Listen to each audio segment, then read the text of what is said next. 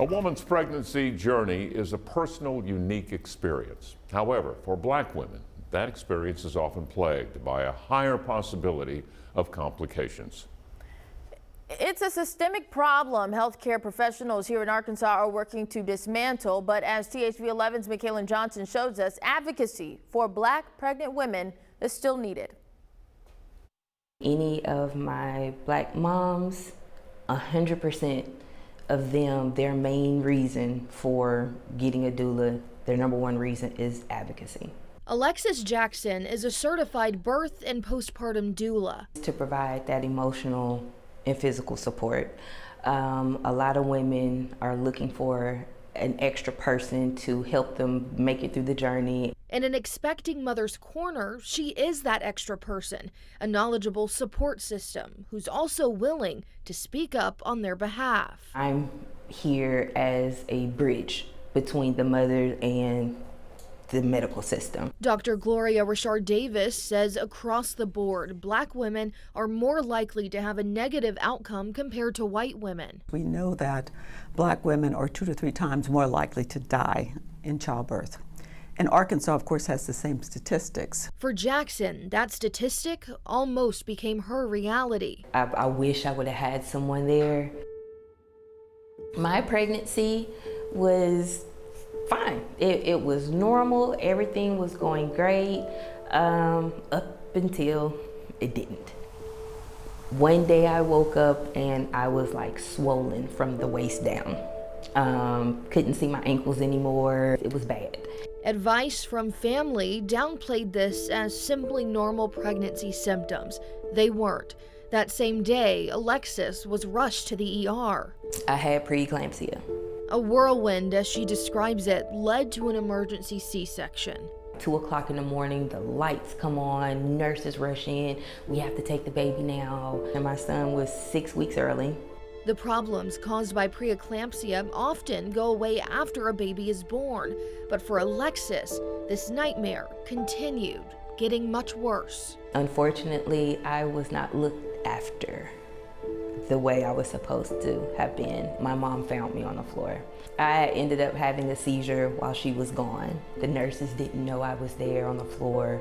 I ended up having 3 more seizures before they decided to give me meds. Unconscious for a week, Alexis woke up in a new hospital, needing 2 more weeks of observation before returning home. Only to turn around and come back within 24 hours because I ended up with a pulmonary embolism. Blood clots and half her chest filled with fluids, leading to another 2-week stay in the hospital. She looks back now with a stark realization. Myself included almost became part of that statistic. But Dr. Claire Brown with UAMS says that most Black mothers don't have to fall victim to these issues.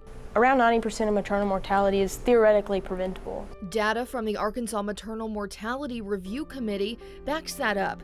A recent study shows that of Black maternal deaths from 2018 through 2019, 91% of them were preventable. But that same study also reveals how big of a problem this is in Arkansas. We have a rate of about 40 per 100,000 live births. The rate nationally is closer to 32, so that's around 20% higher rate of maternal mortality. Unfortunately, we're ranked very worse in terms of maternal mortality overall. These numbers can be hard to reckon with, but some healthcare professionals in Arkansas are working to mend the era of these large disparities for Black women. As a provider, right, I'm concerned that our healthcare system is failing patients. It's incredibly important to consider institutionalized racism. It theoretically exists from the provider up through the policy level. It may take a lifetime of work. We're working to do that. We are absolutely working to do that. But respectful, equitable care is the end goal. A patient, regardless of her race, religion, ethnicity, when she enters our healthcare system, she receives equitable care. She is listened to. And today, as Jackson bridges the gap as a doula, her traumatic delivery, I do hold on to my personal experience, is a guiding light for the pregnant women she now helps. I'm going to be that person for you because everybody's going home. At the end of the day, everybody is going home. In Little Rock, McKaylin Johnson, THV 11 News.